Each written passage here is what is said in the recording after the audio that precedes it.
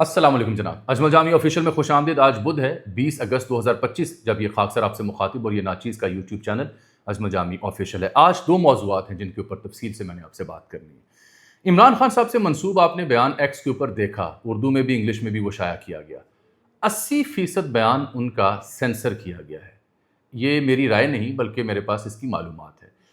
اس sensor شدہ حصے میں کیا تھا، کن سیاسی شخصیات کا ذکر تھا، کیا احکامات تھے جو عمران خان صاحب نے جاری کیے تھے اور وہ کیوں سینسر کیا گیا، اچکزئی صاحب کے نام پر اکتفا کیوں ہوا، کیسے ہوا، وجہ کیا بنی، خان نے یہ ڈیسیجن کیسے لیا، ضمنی انتخابات میں حصہ لینا یا نہیں لینا اس پر ڈیسیجن ہو چکا ہے، اور کے پی کے حوالے سے بڑی اہم انفارمیشن مجھے ملی جو میں آج آپ کو بتاؤں گا۔ خوش آئند اس میں معلومات ہیں جو آج آپ کی خدمت میں شیئر کی جائیں گی۔ پھر یہ جو شہباز گل صاحب کے حوالے سے کنٹروورسی مزمل سہروردی نے شروع کر رکھی ہے کہ جب عمران خان صاحب ایگزٹ کر رہے تھے تو شاید اسکفل ہوا، یعنی تھپڑ مارے گئے۔ شہباز گل صاحب نے بھی اس پہ ویلاگ کیا، اس کی ہلکی سی ڈیٹیل میں آپ کو دوں گا جو میرے پاس ہے۔ لیکن جو دوسرا سب سے اہم موضوع جو ہم نے کوشش کی ہوئی اپنے ویلاگ میں کہ جو عوام کے اوپر جو ڈاکہ مارا جاتا ہے، چاہے کسی افسر کی جانب سے، بیوروکریٹ کی جانب سے یا کسی کمپنی کی جانب سے، اس کو ضرور اپنے ویلاگ کا حصہ بنائیں۔ کچھ لوگوں نے مجھے کہا کہ اقبال سنگھیڑے کا فالو اپ بھی دیں، وہ بھی آپ کی خدمت پیش کریں گے۔ لیکن کل میں نے بہت مختصر ذکر کیا تھا جیز جو ٹیلی کمیونیکیشن کمپنی ہے، نیٹ ورک پرووائڈر ہے، جیز کمپنی کے حوالے سے کہ 6.5 ارب روپے کا چونا عوام کو انہوں نے لگایا، نرخ بڑھا کر، عوام کو پتہ ہی نہیں ہے کیونکہ جو آڈٹ کا پیراگراف آیا پی ٹی اے کے حوالے سے اس میں وہ ڈیٹیلز درج تھیں۔ تو جیز نے ہم سے رابطہ کیا ہے اور اپنا موقف بھی دیا ہے، وہ بھی بتا دیں گے آپ کو۔ لیکن یہ کہانی یہاں ختم نہیں ہو رہی۔ جیز سے بڑا چونا اور بڑا جو گھپلا ہے وہ تو زونگ کے ہاں نکلا ہے، کیونکہ آڈٹ رپورٹ میرے تک پہنچی ہے، اس میں صفحہ نمبر 30 اور 31 پر زونگ کے حوالے سے جو لکھا ہے وہ جان کر آپ کے کانوں سے دھوئیں نکلیں گے کہ زونگ نے 18 ارب روپے دینے ہیں۔ 18 ارب روپے۔ لائسنس کا مسئلہ ہے، فریکوینسی کا مسئلہ ہے، سمجھاتا ہوں بعد میں، ساتھ رہے گا۔ اور کون سی کمپنی کتنا کما رہی ہے، کہاں کھڑی ہے پاکستان میں، اور آپ کو چونا کیسے لگ رہا ہے جاننا ضروری ہے، کیونکہ آپ سب لوگ موبائل سم یوز کرتے ہیں۔ پہلے ذرا خان صاحب کا ذکر سن لیں مجھ سے۔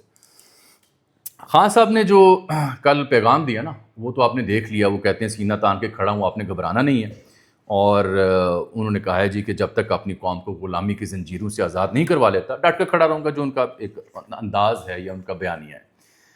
اصل بات یہ ہے کہ ان کا یہ جو بیان ہے جو کل ایکس پہ جاری کیا گیا، یہ سینسر ہوا ہے۔ سینسر اس لیے ہوا ہے کہ اس بیان میں میری معلومات کے مطابق، جو میں پی ٹی اے کے اندر کچھ ذمہ داروں سے بات کرنے کے بعد آپ سے مخاطب ہوں، سینسر اس لیے ہوا ہے کہ پنجاب کی جو قیادت ہے پی ٹی آئی کی، جو کے پی کی قیادت ہے، اور جو دستیاب قیادت کے 3-4 سرکردہ نام ہیں، اب میں نام نہ ہی لوں تو اچھا ہے، جتنے بھی آپ کو دستیاب قیادت کے رہنما پی ٹی آئی کے اندر نظر آتے ہیں، ان سب کا نام لے کے عمران خان صاحب نے ان پہ عدم اطمینان اور ان کی پرفارمنس کے اوپر سوالیہ نشان کھڑے کیے تھے، اور وہ پیغام جاری کرنے کا کہا گیا تھا۔ اب علی بخاری صاحب ایک وکیل ہیں جن کو کل میری معلومات کے مطابق عمران خان صاحب نے نام لے کے بلایا کہ اس شخص سے ملنا ہے۔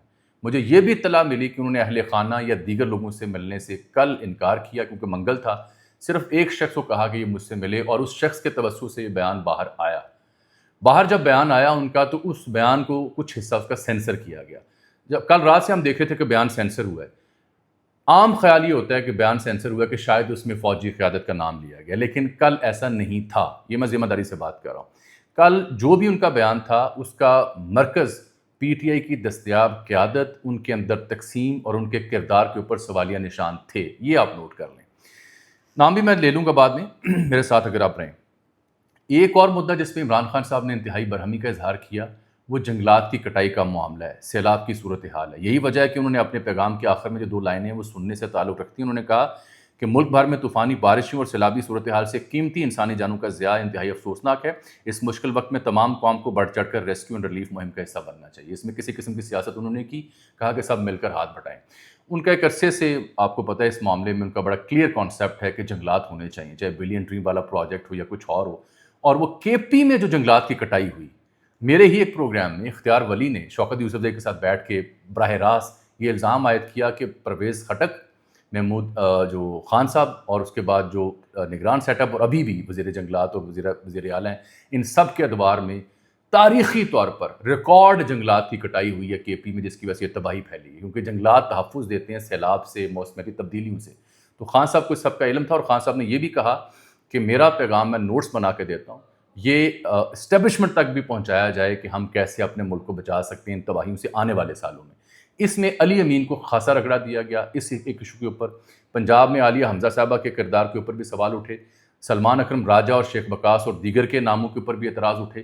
ہوا یہ تھا کہ اپوزیشن لیڈر جب عمر ایوب صاحب کی سیٹ خالی ہوئی، نااہل قرار دیے، اب آ جاتا ہوں اصل خبر کی جانب، تو پی ٹی آئی کے اندر اب یہ نئی اطلاع سنیں، with in P T I 4 سے 5 لوگ متحرک ہو گئے کہ انہوں نے اپوزیشن لیڈر بننا ہے۔ اس سلسلے میں انہوں نے ادھر ادھر دائیں بائیں جو بھی ذمہ دار حلقے ہوتے ہیں ان کی آشرواد لینے کی کوشش کی، پارٹی کے اندر بھی۔ میں نام بھی لے سکتا ہوں، اسد کیسر صاحب بھی متحرک تھے، ان کو بھی لگتا تھا کہ انہیں اپوزیشن لیڈر ہونا چاہیے۔ ملتان سے عامر ڈوگر صاحب کا نام بھی لیا جا رہا ہے، علی محمد خان صاحب اور علی امین گنڈا پور صاحب کی آشرواد سے 1-2 لوگ اور بھی سرگرم تھے اور ان کی کوشش تھی کہ وہ اپوزیشن لیڈر بنے۔ جب اس تقسیم کو اور ہر بندہ جب اپوزیشن لیڈر بننا چاہ رہا تھا، یہ اطلاع عمران خان صاحب تک پہنچی تو انہوں نے یہ کٹی کٹے ختم کر دیا۔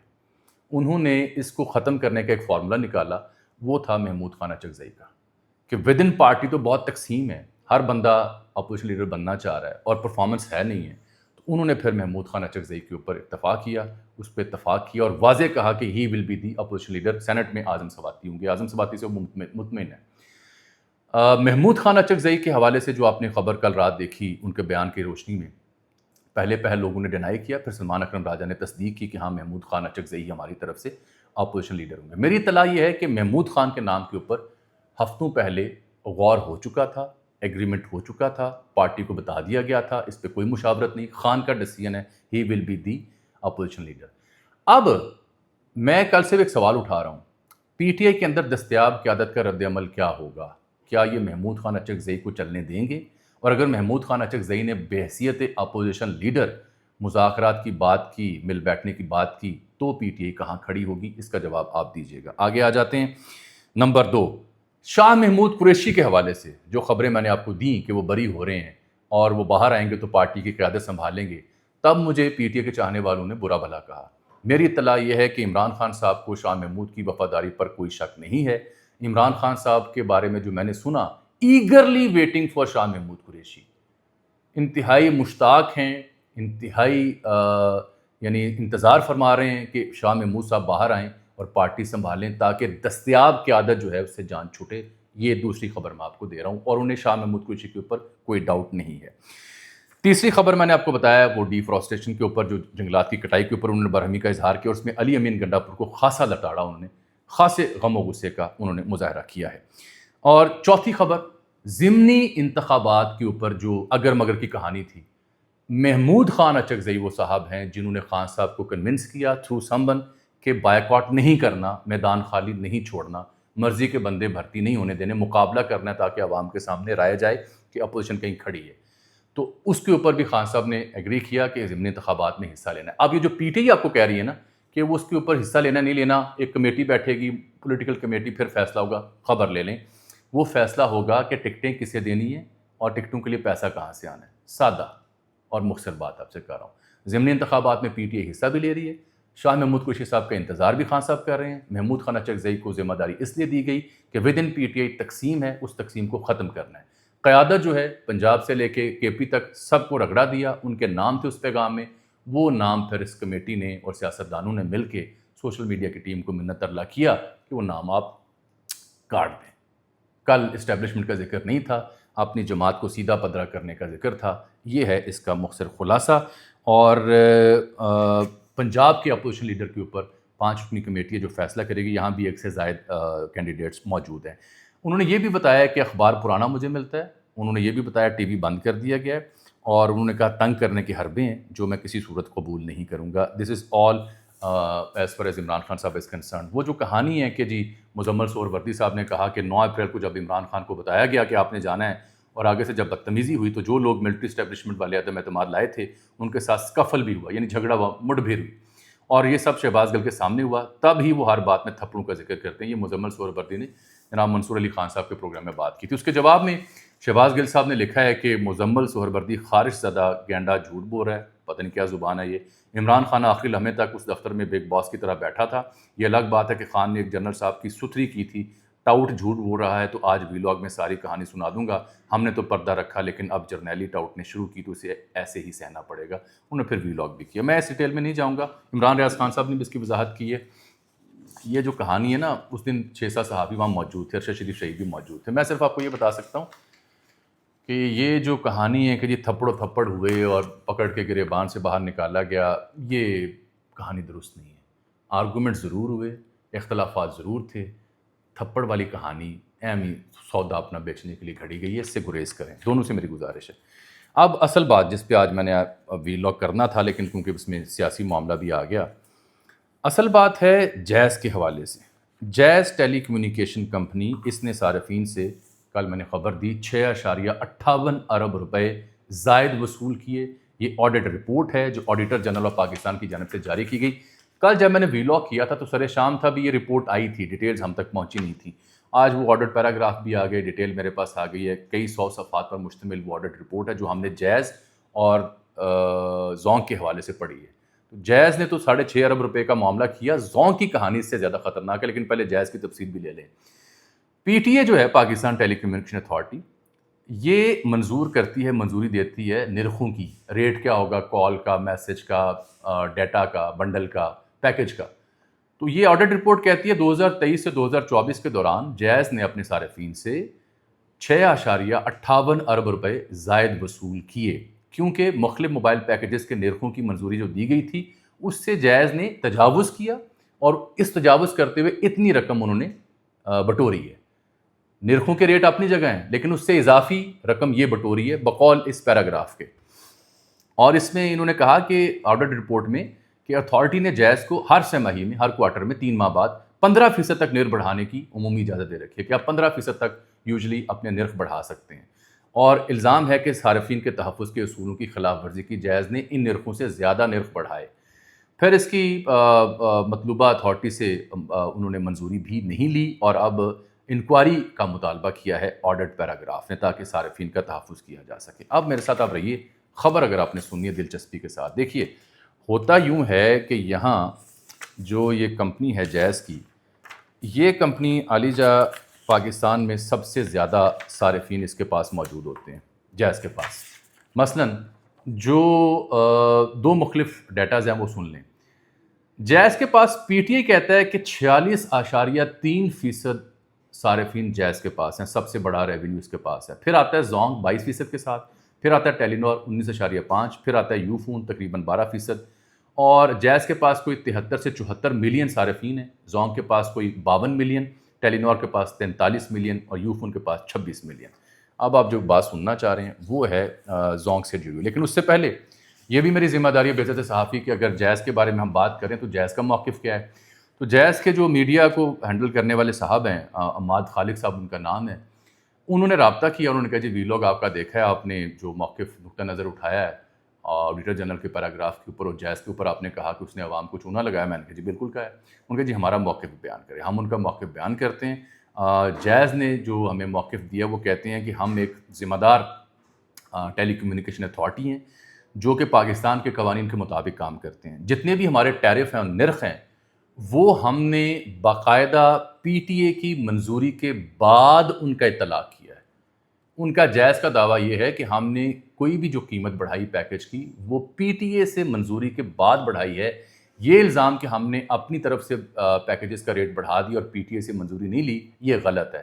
اور جیز کے کچھ ذمہ داروں نے مجھے بتایا کہ اصل میں تو یہ اعتراض اور یہ شکایت پی ٹی اے سے ہے کہ پی ٹی اے کی ہوتے ہوئے یہ گڑبڑ کیسے ہوئی مختلف کمپنیوں کے ہاں. تو پی ٹی اے کی کارکردگی کے اوپر پیراگراف ہے. جیز نے جو کیا ان سے منظوری کے بعد کیا, لیکن انہوں نے کہا جی ہم نظر ثانی کر رہے ہیں اس پیراگراف کے اوپر اور ہم انشور کرتے ہیں کہ کسٹمرز کو اچھی سروس دیں. خیر کسٹمر کو اچھی سروس کیا ملنی ہے, کل رات بھی انٹرنیٹ ڈاؤن تھا پورے ملک میں, پی ٹی سی ایل کا بھی, 3G 4G LTE تو ابھی غائب بھی ہو جاتا ہے. خبر جس کا آپ انتظار کر رہے ہیں وہ ہے زونگ سے جڑی. زونگ میں نے آپ کو بتایا کہ نمبر 2 پہ آتی ہے پاکستان میں, کوئی 52 ملین اس کے صارفین ہیں, 22 سے 23% حصہ ہے پورے ملک میں. زونگ کے اوپر صفحہ نمبر آتا ہے جی 29, اس پوری رپورٹ میں نے دیکھی ہے سینکڑوں کی, لیکن اس میں صفحہ نمبر 29 آتا ہے, صفحہ نمبر 30 اور صفحہ نمبر 31. یہ 3 صفحات ہیں جو صرف زونگ کے اوپر ہیں. یہ بھی ایک دلچسپ کہانی ہمارے ملک میں ہوتا کیا ہے. اس کمپنی کا نام جس کی رجسٹرڈ ہے اس کا نام ہے G M S China mobile Pakistan limited Zong, ٹھیک ہے جی، اس کا یہ نام ہے. اور ایک کمپنی، ایک ادارہ ہوتا ہے جسے ہم کہتے ہیں فریکوینسی ایلوکیشن بورڈ، FAB. یہ مختلف کمپنیوں کو فریکوینسی ایلوکیٹ کرتی ہے 2G 3G 4G LTE کی. یہ اس کا گھپلہ ہے. اس کے اوپر الزام یہ ہے زونگ کے اوپر کہ انہوں نے 18 ارب روپیہ دینا ہے سرکار کو. کیوں دینا ہے؟ ان پیراگرافس میں اس کی ڈیٹیلز ہیں. خلاصتاً بیان کرتا ہوں ڈیٹیل میں جائے بغیر. زونگ کے اوپر الزام یہ ہے کہ زونگ نے 2G سے جب 3G 4G LTE تک وہ آئے تو جو فریکوینسی انہیں ایلوکیٹ کی گئی تھی اس فریکوینسی کو انہوں نے 2007 میں دی گئی تھی انہیں 2G کی سروس. اور وہ کیونکہ کچھ علاقوں میں انڈیا کے ساتھ انٹرنیٹ کا مسئلہ تھا تو انہیں 2G کی سروس وہاں دی گئی اور انہوں نے پھر اس کو 1 سال چلایا. اس کے بعد 3 سال کے لیے فریکوینسی بڑھا دی گئی اور یہ ایکسپائر ہو رہی تھی 2019 میں. تو یہ 2007 سے آن ورڈ 2 ایکسٹینشنیں لینے کے بعد 2019 تک پرانی ریٹ اور پرانی فریکوینسی پر کام چلاتے رہے. اور 2019 سے 2024 میں جب انہوں نے اپنے آپ کو اپ گریڈ بھی کیا تو پرانے ریٹ پرانے نرخوں کے ساتھ ہی چلاتے رہے. جو 3G 4G LTE کی مد میں چیزیں آنی تھیں جس کے اوپر اعتراض ہے کہ 18 ارب انہوں نے دینا ہے، وہ نہیں دیا.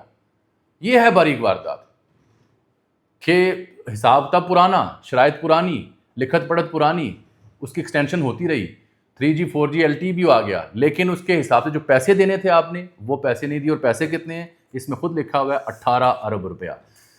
اور یہ آگے جا کے یہ پیراگراف خود ایک باریک بات کرتا ہے. یہ پیراگراف کہتا ہے کہ اس سلسلے میں اسلام آباد ہائی کورٹ میں بھی یہ معاملہ گیا ہے اور سپریم کورٹ میں بھی معاملہ گیا ہے. MS پاک جو ہے یعنی زونگ یہ اسے لے کے گیا ہوا ہے اور کورٹ کے اندر اور کورٹ کے باہر بھی ایکسٹینسو نیگوسیشنز کی گئی ہیں کہ ہم اس معاملے کو سالو کر لیں میوچلی، باہمی طور پر.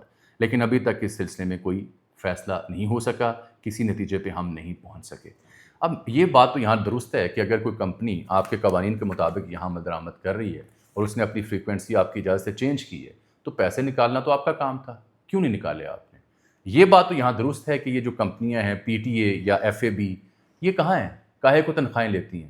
اگر ایک کمپنی آ کے یہاں پہ کام کر رہی ہے صارفین سے، تو صارفین سے پیسے وہ 3G 4G LTE کے لے رہے ہیں، اپنا کھاتا 2G کے حساب سے چلایا ہوا ہے، تو پیسے مجھ سے وہ کما رہے ہیں، سروس ہمیں اس معیار کی دے رہے ہیں، اور پھر جو پیسہ ریکور کرنا ہے وہ PTA نے کرنا تھا، کیوں نہیں کیا؟ یہ ہے دوسری بڑی خبر جو زونگ کے حوالے سے جڑی ہوئی ہے. زونگ والے بھی ظاہری بات ہے ہمیں اگر موقف دیں گے تو ہم بتا دیں گے. اس میں جو لکھا ہے اس میں یہی لکھا ہے کہ کورٹ میں بھی، کورٹ کے باہر بھی ہم نے 18 ارب کے لیے نیگوسیشن کی ہے، لیکن نہیں. 18 ارب کہاں سے آیا؟ یہ میرا اور آپ کا ہے.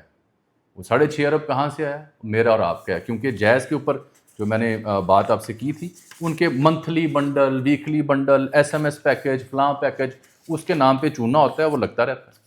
ٹھیک ہو گیا. مجھے آج کے لیے آپ اجازت دیجیے، آپ سے ملاقات ہوگی کل. تب تک کے لیے اللہ حافظ.